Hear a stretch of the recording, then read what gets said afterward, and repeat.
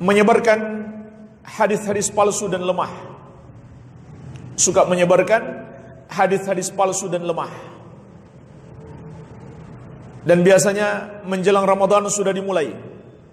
Bahkan setiap bulan Hijriah. Mungkin ada di antara kita yang sering mendapatkan pesan WhatsApp. Sekarang sudah masuk tanggal 1 bulan Hijriah, bulan Sya'ban atau bulan Ramadan. Kata Nabi SAW, sebarkan pesan ini, berikan kabar gembira. Macam-macam isinya di situ. Ada juga ibadah-ibadah yang tidak ada tuntunannya dari Nabi SAW. Kemudian di bawahnya ada lagi ancaman. Kalau tidak disebarkan kepada 10 orang, hidup Anda akan sengsara. Atau sebaliknya, dikasih motivasi di bawah. Kalau Anda sebarkan minimal kepada 10 orang atau 20 orang, maka tidak lama Anda akan melihat keberuntungan dalam hidup Anda. Maka jemaah sekalian, ini semuanya hadis-hadis palsu. Tidak ada yang sahih memberikan kabar gembira masuknya bulan Hijriah. Tidak ada yang sahih. Tidak ada yang sahih yang biasa mereka sebarkan itu. Dan bahkan mengandung kesyirikan, yaitu sudah memastikan perkara gaib.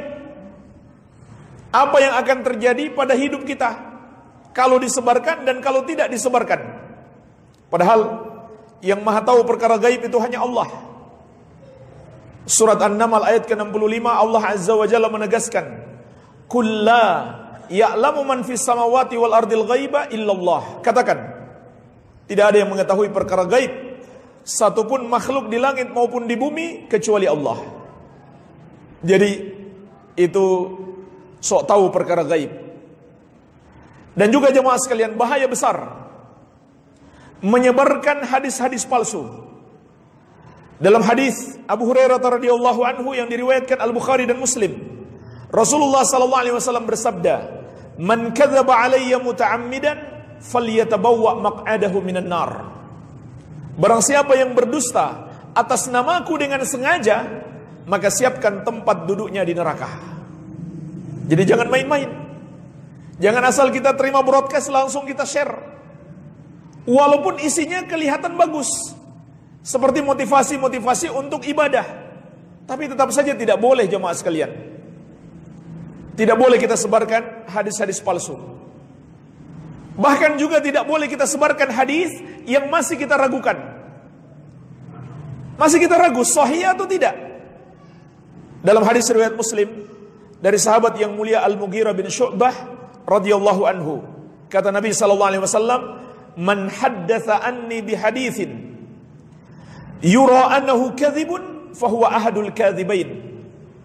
Barang siapa yang menyampaikan dariku satu hadis yang dia mengira itu adalah dusta, dia masih ragu, tetapi tetap saja dia sampaikan, maka dia adalah salah satu dari dua pendusta.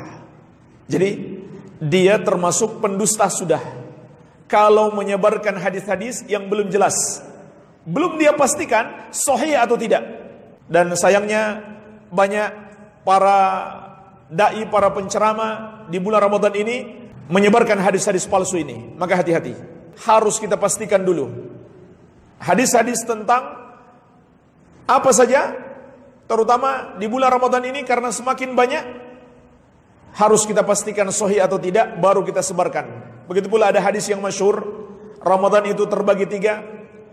Awalnya rahmat, yang keduanya ampunan, yang ketiganya dibebaskan dari api neraka. Itu hadis yang masyhur, tetapi hadisnya lemah. Begitu pula hadis berpuasalah supaya kamu sehat, itu juga lemah. Bahkan yang gak ada hadisnya sama sekali, mereka sebarkan seakan-akan ada hadisnya. Contohnya apa? Tidur itu ibadah.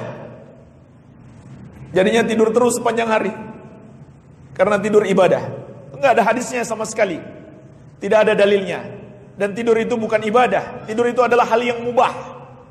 Dan hal yang mubah bisa saja menjadi berpahala kalau kita niatkan untuk ibadah. Contohnya, kita tidur siang karena kita ingin nanti sholat malam tidak mengantuk, atau nanti kita bisa bangun sholat malam, atau nanti maghrib kita bisa hadir majelis ilmu, karena kita sudah istirahat siang, maka saat itu tidur menjadi ibadah. Baik, jadi ini jemaah sekalian yang pertama yang harus kita waspadai.